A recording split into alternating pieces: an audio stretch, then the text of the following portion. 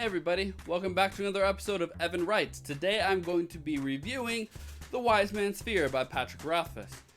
A while back I did a review on The Name of the Wind, and I've also reviewed a few other books on this channel, and I'm going to change the way I go about my reviews, and I'm going to explain a little bit about what's changing and why. First things first, I am not going to give any more star ratings on this channel. I don't like giving star ratings, especially between a 1 to a 5, because there's so much that goes into whether a book is good or not, and I'd rather people just decide based on the pros and cons list that I give them whether or not they'd like to read a book, as opposed to relying on a specific rating of 1 to 5 stars, or however people rate their books these days.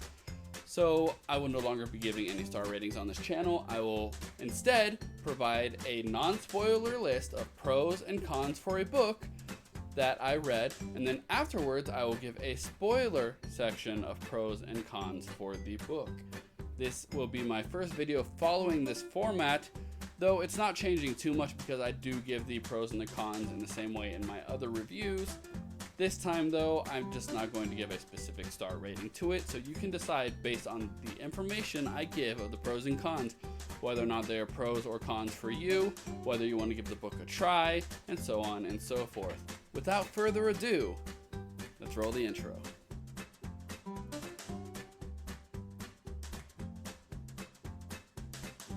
How'd you like it, by the way? Before we get into this, that art was just a random painting of Kvothe I decided to do. I just really wanted to paint something, and I figured since I decided to review The Wise Man's Fear, I would just go ahead and paint Kvothe, because last time I just took a picture of myself and did a really fast, lame, purposely lame Photoshop job on my face to pretend I was Kvothe, and I thought it was funny, but you know, this one feels a little bit more professional and I just had fun with it, so don't expect full paintings like that in the future. Like for Elantris, I didn't do a painting, I did a really lame drawing for example, but sometimes you'll see some nice art like that where I actually decide to take an hour or two to paint something for it. It was just fun. I just really felt like painting. I hope you like the Kvothe painting.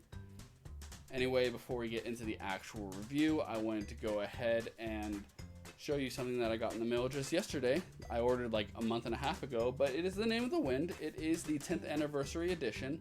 I was going to pick this up before Christmas, decided not to. I decided I'd wait till after Christmas, which was a bad decision because when I went back to the store to get them, they were all gone.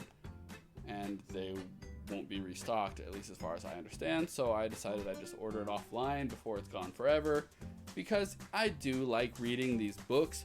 I have a lot of problems with them, especially with how the plot doesn't seem to get anywhere. But if you read it as if it was an adventure book, sort of from a stream of thought type of narration, where the narrator goes through from scene to scene, from area to area, just telling what happens, and it slowly progresses into a plot, especially if The Doors of Stone, the third book, which hopefully comes out this year.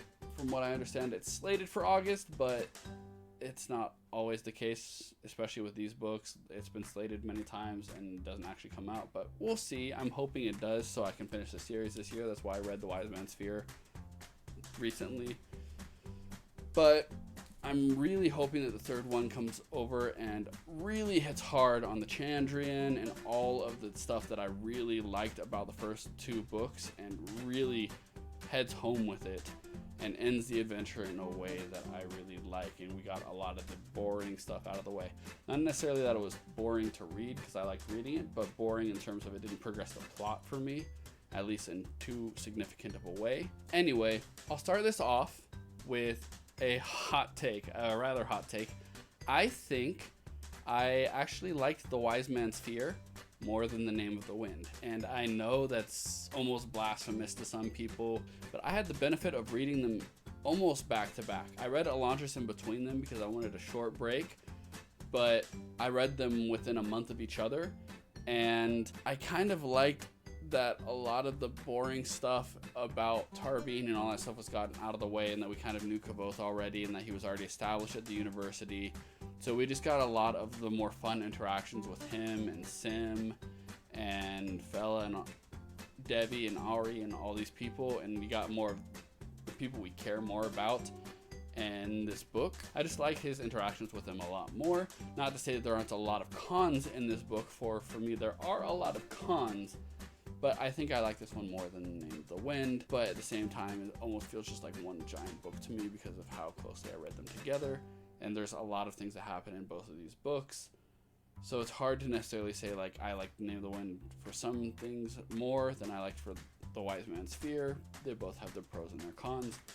But overall, I didn't feel like it dragged as much as The Name of the Wind for me. Although there were still some parts that really got me to almost stop reading the book at a point, and I had just pushed forward just a little bit more to get through those, and I'll explain those a little bit later. Now that we have my hot take out of the way, I'm going to go ahead and start with the spoiler-free pros list for this story. Now, starting it all off, I think The Wise Man's Fear was a fun read from start to finish.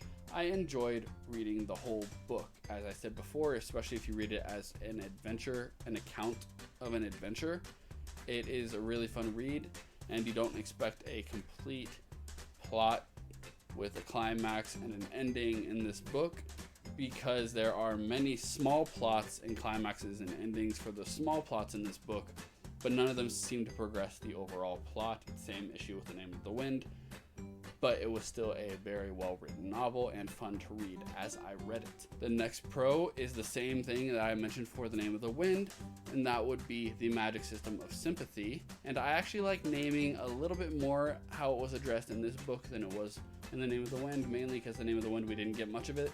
In this one we still don't get much of it, but we get a little bit more, and we start to feel a little bit more about the experience, about seeing The Name of the Wind through Kvothe's perspective in various situations. We're still not getting enough naming for me to really change my mind on whether I like it as a magic system or not. Another pro of the book is that it didn't take place entirely at the university. Though I do enjoy reading the university segments, I expected this book to be based entirely in the university, based on how it was set up in The Name of the Wind. I'm kind of glad we did get a small break from it and he left the university and didn't come back until the end.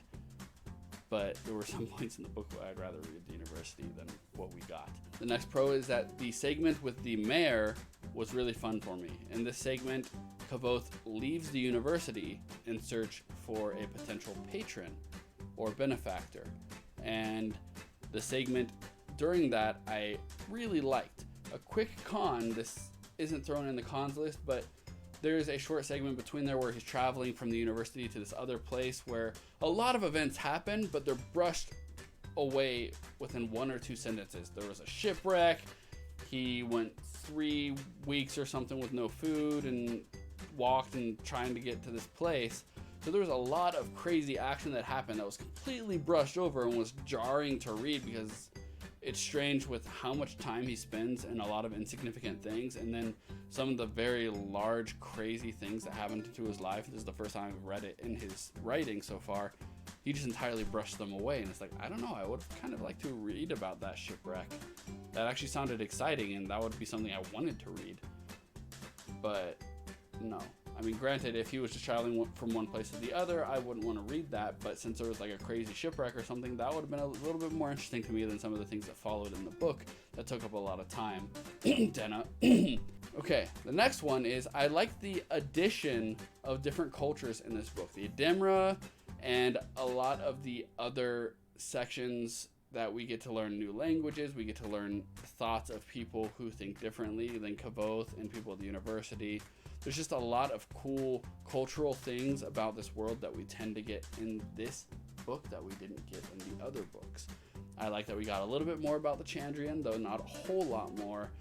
And I like that we got a little bit more of those stories, because Lanre's and Telu's stories in The Name of the Wind were my favorite parts. So we did get stuff like that in this book. We got things that I will go into more detail in the spoiler section. Just to let you know, there's some really cool backstory stuff that you can look forward to, even though it's sprinkled here and there in very small portions, just like in The Name of the Wind, where you only got like a small story every now and then, and you kind of have to piece together the ideas for yourself.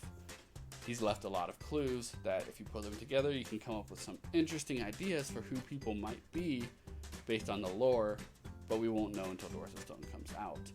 And you really have to dig to get that from the small portions of text that we get regarding the Chandrian and the Adem and Ari and all those people. The next pro of this book, it's a pro only when you think about it in terms of the Name of the Wind, where Kvothe isn't the absolute best at everything in the Wise Man's Fear. Now, don't get me wrong, he is still insanely good at a lot of things, and a lot of things he shouldn't be good at, and some of the things he still insinuates he's the best at. But there are many situations in this book where we see Kvothe lose, though sometimes it's because he's sleep deprived or something like that, but later on he still loses in those same situations later when he has enough sleep.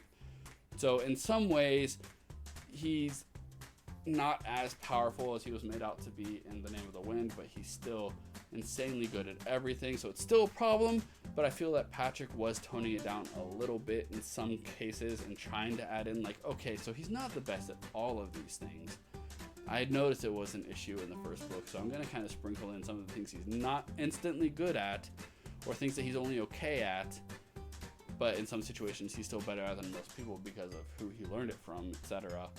But it's a pro-con for me, which is why it's right before the cons list, because he's not necessarily the best at everything, but he's still insanely good at so many things. This is a big con, is that the flow of the story feels so broken in a lot of segments. After getting close to his patron, for example, he's sent out on a mission that completely breaks the flow of what you were reading. You were so excited to get to that next step with his patron, or his potential patron, whether he got that person or not, and then all of a sudden he has to leave and do something, and it breaks the flow entirely. I would have almost rather had that whole patron segment end and you figure out what happened before he gets sent out, and that way I wouldn't feel the whole time that he was out that all I wanted to do was go back and have him talk with his potential patron and figure out that part of the storyline first, instead of wasting the time on these next 3 large segments that happen in between before we figure out what happens, whether he gets his patron or not. And it just felt so broken, and I couldn't care as much about what I was reading because I just really wanted to get to that main plot of the book, which the whole plot of this book seems centered around getting a patron. That's the largest plot thread through this book that I can say. Is that the first book, it was him getting into the university and trying to get into the archives, and then the second book is him trying to get a patron, and that's how that goes. The next huge con for me, and that takes part of it, is the Felurian segment. Now, I did not like the Felurian segment at all. There comes a point where he hopefully comes back to see if he's going to get a patron or not, and all of a sudden everything breaks and Felurian enters. I'm going to talk about this more in the spoiler section, but just know that out of nowhere you are just blindsided with this whole new scenario. It's very jarring, I think, for most people to read, and I almost stopped. This is the one point in the book where I almost wanted to stop reading because it was just so out of nowhere, and it felt very contrary to who Kvothe was, in my opinion, at that point. So there was a point near the end of the book, in the last 300 pages or so probably, and this is a 1,100 page book or something like that, so there's a lot of pages. So the last 300 is the very end of the book, even though it's the size of a normal book. But it was very jarring for me. This is already getting kind of long, so I'm going to stop with the spoiler-free section right here. If you don't want to go on because you haven't read these books yet, and you don't want any spoilers for this book before you read it, I suggest you stop now. If you like this video, go ahead, like and subscribe to me. I will post more videos as I go along. Book reviews, writing advice, random writing challenges with other people on AuthorTube that I've done. It's been really fun. If you like this, just go ahead and do that. You can go ahead and check out now. I'm going to go ahead and get to the spoilers in 5, 4, 3, 2, 1. From here on out, there will be spoilers, so beware. Now, for the pros, the spoiler pros, I really liked the Kvothe and learning more about the Fae. Even though I did not like the Felurian segment, learning about the Fae from Bast and the Kvothe segment and building the shade, those were things that I really liked about that segment, and they added to the lore and overall to the sense of progression within the story. Even though we don't get much of it, it just gave us some more clues to where Kvothe ended and how he became Kvothe at the end, how he lost those 2 letters of his name. I'm excited to see how that plays out in the Doors of Stone, and I want to see how the Kvothe affects us in the third book. Another pro of this is that there are a lot of small details included that suggest potential things that could happen in the Doors of Stone and throughout the story. Things such as Kvothe's naming of people like Ari and Denna's patron, where he named him Master Ash, and he gave out some other names that are strikingly similar to Cinder's real name according to the Edemir.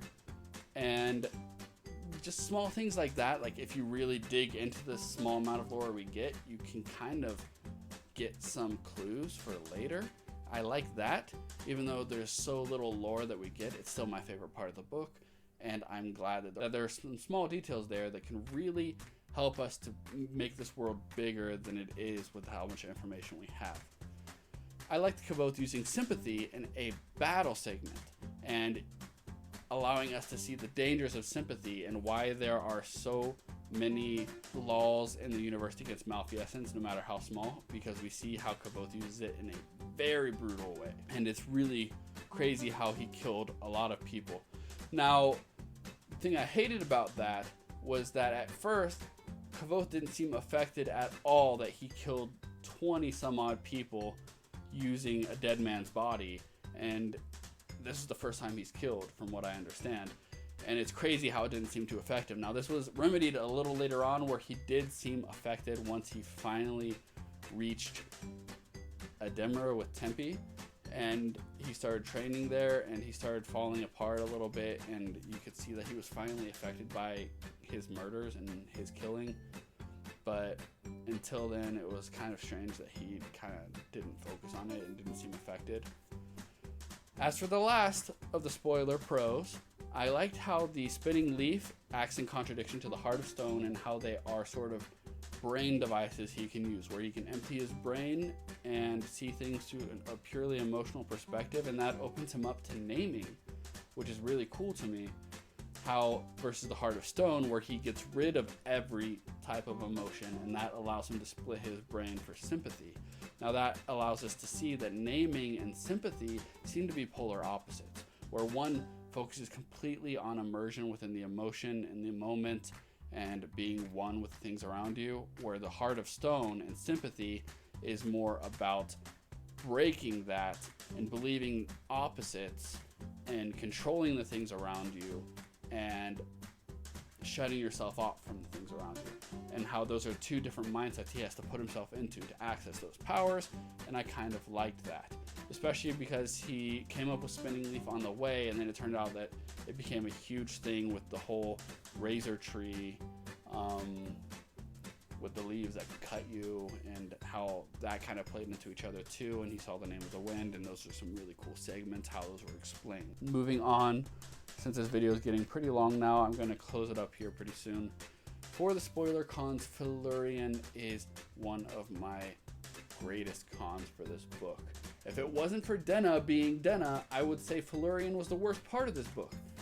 You can tell I really don't like Denna or her segments, so sometimes I do find their conversations interesting. For the most part, I just don't like the fact that Denna's there so much and takes up so much screen time in the book, and she's just not interesting to me. And he just spends so much time pining after her and never finding her. It's just wasted time to me, and I hated those segments. But for Felurian, she just came out of nowhere. I might have been okay with Felurian if it wasn't so jarring when it happened. It came out of nowhere. I was excited to finally get back to the mayor and to see what happened after the mayor got married, and for Kvothe to finally get his patronage because he deserved it at that point for saving the mayor's life and getting him his wife and all of that stuff. And I was excited because I've been waiting for him to get back to the mayor so much that I didn't care about the whole bandit segment at all.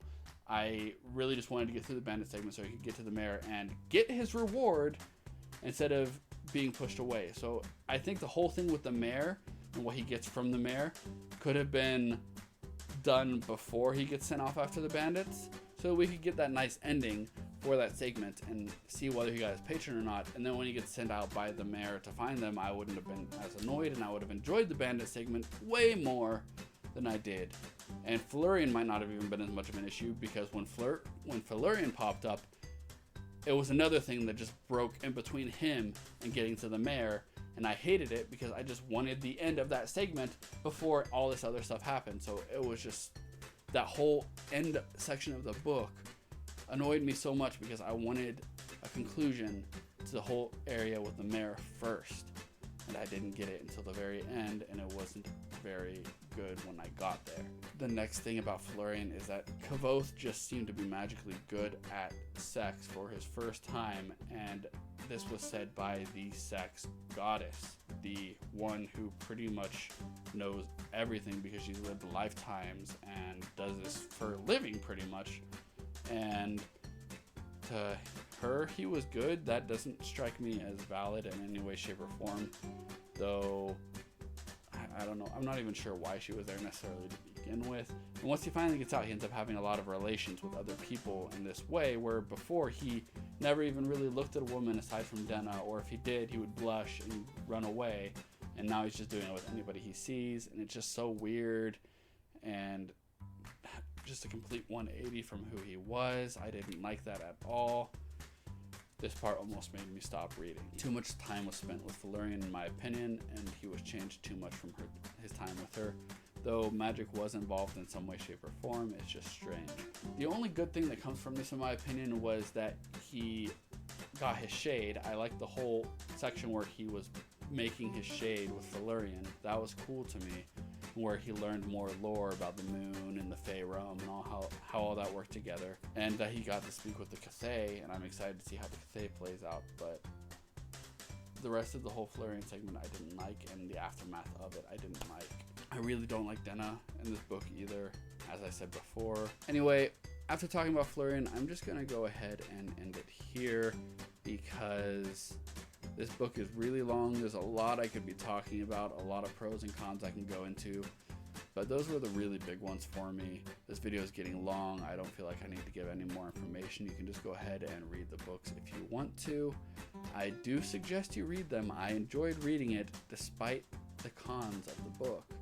There are a lot of cool things, and I am still looking forward to the Doors of Stone and an end to this trilogy. I hope you enjoyed this review. I hope it was enlightening. I hope it helps you make a decision whether you want to get into this series or not. I hope you liked my art, and I'm going to go ahead and leave you at that. Let's have a good day, and I will see you on the other side. He ends up having intimate relations with this goddess of intimate relations, and he all of a sudden seems to be the best at it. And yeah.